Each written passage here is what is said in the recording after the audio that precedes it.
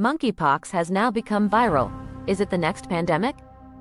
This video will explain everything you need to know about the current situation. More than 4 years since COVID-19 was declared a pandemic by the WHO, World Health Organization, in March 2020, fear of another mass outbreak looms large. The WHO, on August 14, declared the current upsurge of Mpox or monkeypox in Central Africa as a global emergency requiring urgent action. The global concern for the virus grew as it spread to other African countries, and, within no time, the deadly strain of Mpox clade 1b crossed the African continent to reach Sweden, Pakistan, and other countries. Watch till the end to find out how you can protect yourself and your loved ones. The virus has killed more than 500 people thus far, mainly in the Democratic Republic of Congo, where the disease has been spreading since last year. The country saw more than 96% of the world's roughly 17,000 recorded cases of Mpox this year.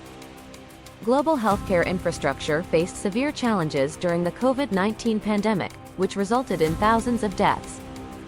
One wouldn't wish to be caught unaware this time. Is monkeypox as dangerous as COVID-19? Mpox is a zoonotic infection that causes flu-like symptoms and skin lesions.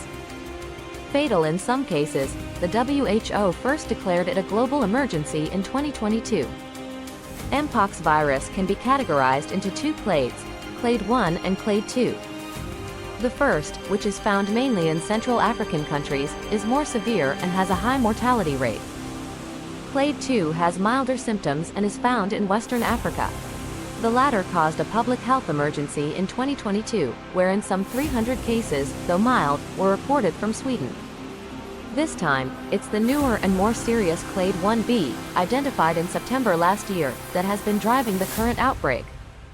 Though experts worry that Mpox may be as dangerous as COVID-19 or the swine flu, there is a difference in the nature of transmission.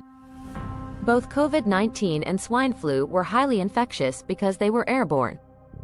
In contrast, Mpox is transmitted through close skin-to-skin contact, talking or breathing close to an infected person, or using their soiled clothes or bedsheets.